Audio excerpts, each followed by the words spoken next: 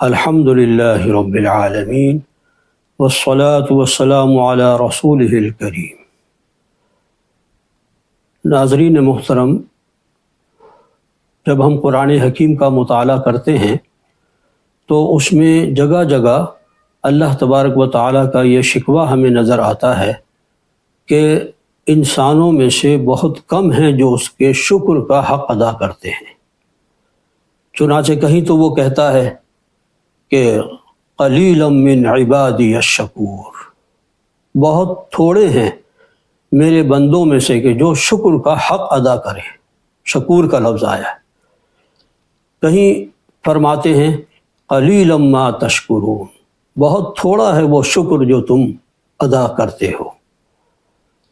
اور کہیں ہمیں یہ نظر آتا ہے کہ ان الانسان لربہ لکنود، بے شک انسان اپنے رب کا بڑا ناشکرا ہے۔ تو یہ جو جگہ جگہ ہمیں یہ شکوہ نظر آتا ہے، اس کی کیا وجہ ہے؟ اس پر ہمیں غور کرنا چاہیے۔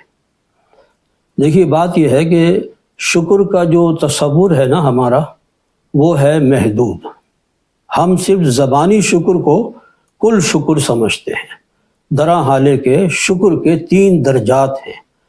جب تک کہ وہ 3 درجات مکمل نہ ہوں اس وقت تک شکر کا حق ادا نہیں ہوتا۔ کسی بھی نعمت کے ذیل میں سب سے پہلا جو مرحلہ ہے یا پہلا درجہ ہے وہ ہے شکر بالقلب۔ دل کی گہرائیوں سے، ذہن و قلب کی گہرائیوں سے اس نعمت کی قدر و قیمت کا صحیح ادراک، اس کی قدر و قیمت کا صحیح اندازہ لگانا، اس کو کہتے ہیں شکر بالقلب۔ جتنا گہرا یہ احساس ہوگا کسی بھی نعمت کے حوالے سے، اسی کے متناسب شکر بھی ادا ہوگا۔ تو پہلا مرحلہ ہے شکر بالقلب۔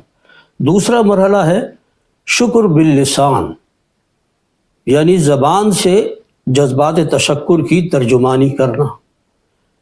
اب جیسا کہ میں نے عرض کیا کہ پہلا مرحلہ جتنا زیادہ مکمل ہوگا، یعنی جتنی گہرائی میں جا کر اس نعمت کی قدر و قیمت کا احساس ہوگا، اسی کے متناسب کلمات تشکر بھی جو ہے وہ بڑھتے چلے جائیں گے۔ اس کی مثال ایسی ہے جیسے کوئی شخص اگر آپ کو کوئی قیمتی ہیرا دے اور آپ اس کو کانچ کا ٹکڑا سمجھ رہے ہیں، تو ظاہر بات ہے کہ اس کے متناسب آپ اس کا شکریہ ادا نہیں کریں گے۔ آپ کو اندازہ ہی نہیں ہے کہ یہ کتنی قیمتی چیز ہے۔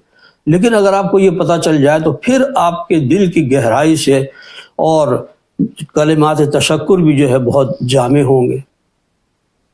تیسرا درجہ جو ہے وہ ہے شکر بالجوارح، یعنی اگر دل میں قدر و قیمت کا احساس بھی ہو گیا، زبان سے کلمات تشکر بھی ادا ہو گئے، الحمدللہ بھی آپ نے کہہ دیا، یا کسی انسان کا کوئی احسان ہے تو آپ نے جزاک اللہ کہہ دیا، تھینک یو کہہ دیا، لیکن ابھی بھی شکر ادا نہیں ہوا۔ تیسرا مرحلہ جو ہے، جو سب سے اونچا درجہ ہے، وہ ہے شکر بالجوارح، پورے وجود سے اس نعمت کا حق ادا کرنا۔ جس مقصد کے لیے وہ نعمت دی گئی ہے اس کو سامنے رکھ کر اس کے مطابق عمل کرنا، اس نعمت کی حفاظت کرنا، اس نعمت کا حق ادا کرنا۔ اس کی بھی ایک مثال ہے کہ جیسے کوئی شخص اپنے بچے کو کوئی بڑی سبق آموز کتاب تحفے میں دیتا ہے، اور مقصد یہ ہے کہ یہ بچہ اس کو پڑھے اور اس کے ذریعے سے اپنے اخلاق و کردار کو سنوارے۔ اب بچہ بڑا مہذب ہے، اس نے دل میں قدر و قیمت بھی محسوس کی کہ میرے والد نے میرے لیے بڑا احسان کیا، اور زبان سے شکریہ بھی ادا کر دیا۔ 2 درجے تو ہو گئے، لیکن ہوا یہ کہ اس نے اس کتاب سے کوئی استفادہ نہیں کیا اور اس کو طاق نسیاں پر رکھ چھوڑا۔ تو آپ کا کیا خیال ہے کہ شکر کا حق ادا ہو گیا؟ جو اصل شکر تھا، شکر بالجوارح، یعنی اپنے وجود سے اس شکر کا حق، اس نعمت کا حق ادا کرنا، وہ تو ادا ہی نہ ہوا۔